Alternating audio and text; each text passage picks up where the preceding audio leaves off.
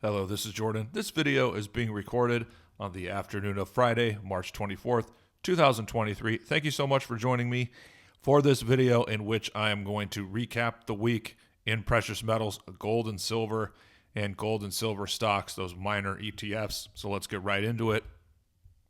First, we have the weekly candle chart for gold and silver. We have gold at the top, silver at the bottom.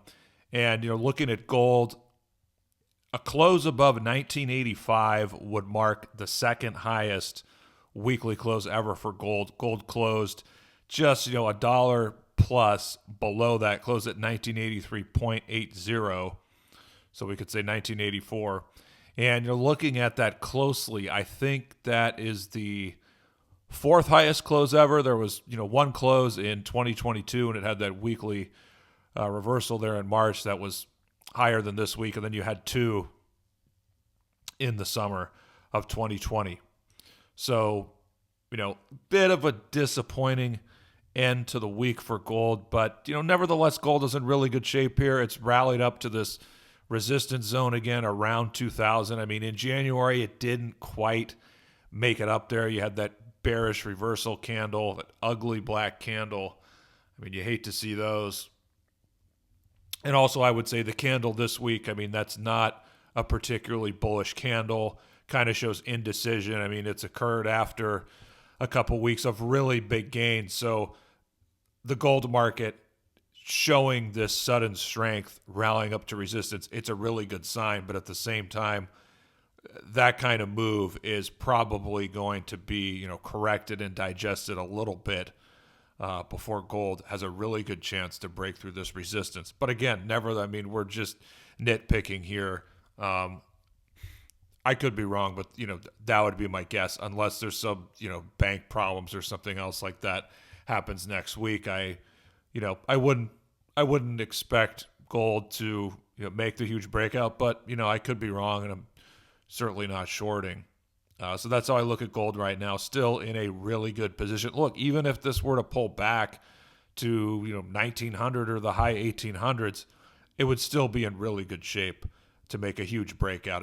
Gold is on the cusp of a historic breakout move, and that's not going to change if it takes it 3 or 4 months to break out. And I do think that looking at the history, at least in the last 20 years or so, the last two breakouts, or two of the last breakouts, so you had the one in 2019, then the one in 2007, both of those occurred basically when the Fed began a new rate cutting cycle. So it's setting up, and I've been saying this for months and months, look for gold to make that huge breakout move when the Fed executes that first rate cut. And there's a lot of talk. They're not going to cut. They're going to pause or higher for longer. Blah blah blah. The market is way ahead of the Fed, anticipating these cuts. And you can go back. The same thing happened on the other side.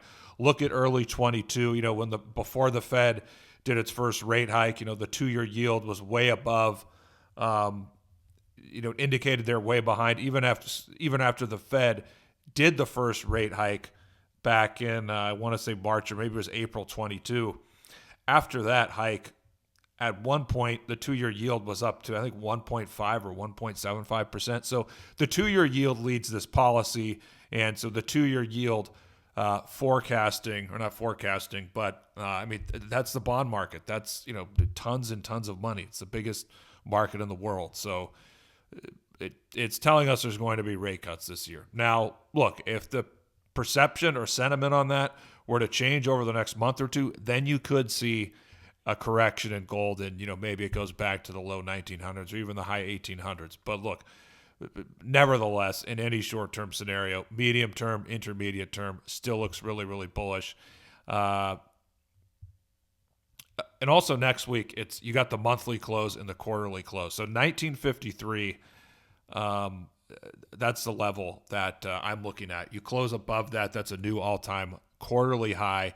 And I think the monthly, I think a close above 1985 would be the highest monthly close. So next week and the close will be very, very interesting. Now, getting to silver,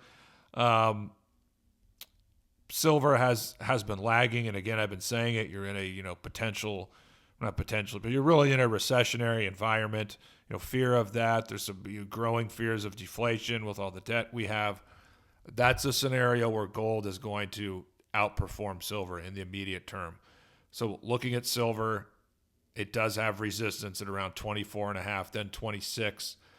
So let's see. Maybe silver is going to be able to push up here and test 24.5 if gold can just show a little bit more strength.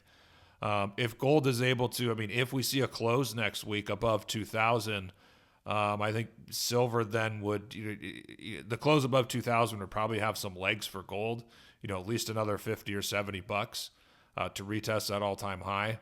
So in that scenario, maybe silver's able to break above 24.5 and get to 26. Also, keep an eye on the 200-day moving average for silver. We have the weekly equivalent here. It's around $21. $21.04 as it says right there. So that's also something to keep an eye on if we see, weakness over the coming weeks. See if silver is able to hold above the 200-day moving average. So that's another important indicator to think about over the coming months. Here's an updated chart. This is just a look at the strongest. This is weekly data. A look at the strongest moves in gold, the strongest cyclical moves going back to 2008, 2004, 2001, 85, 1970, and 1976. Then you can see the average of what I think are the four best comparisons. That's kind of the, I don't know, is that purple? I'm colorblind, but it's the dots. It's in the middle there. It's the one that looks like dots, and this rebound is kind of tracking the dots. And so, we'll see what happens over the coming months if this current rebound is going to continue to follow those dots. And I think the dots, I think you're looking at up to 2,300 at the end of this year. That's where the average of all these go. But again, for the time being, that average I think is a good model for the current rebound. We'll see if it stays on track, even gets stronger, or if it, falls lower over the coming weeks and months. Finally here, looking at the miners. So GDX, the next resistance level, you're coming up just above 32. There's some resistance there at 33. So that's, what is that? 5, 6, 7% upside. You're looking at GDXJ. Does have some resistance at 37.5. It was able to close above that today. So if you get more buying, 40 is the next resistance level. So for GDX and GDXJ, if you get a little more strength in gold, you would think maybe they have a shot to get to those resistance levels, 40 and 33. Or maybe gold needs to close above 2,000. Maybe in that scenario, you would probably see GDX and GDXJ definitely in the short term reach those resistance targets of 40 for GDXJ and 33 for GDX. And then you have Silge at the bottom. Silver stocks are lagging. Next resistance is at 11. So yeah, that's where we're at. Gold and silver and the stocks are continuing to lead. Looking at the thumbnails on the right, the performance is, the daily candles, that's what I mean. The daily candles are, there's very interesting. There's quite a few gaps. You have several solid black candlesticks that show distribution, and you have some strong white candles that show accumulation and strong buying.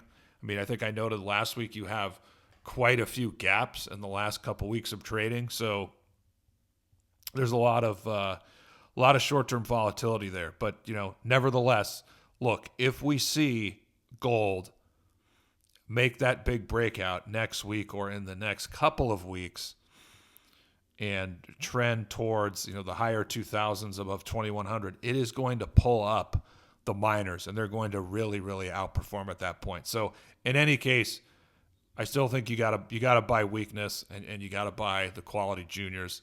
That's what I'm covering. That's what I'm doing. When we see this market break out and run, there will be chances to buy the stuff that hasn't moved.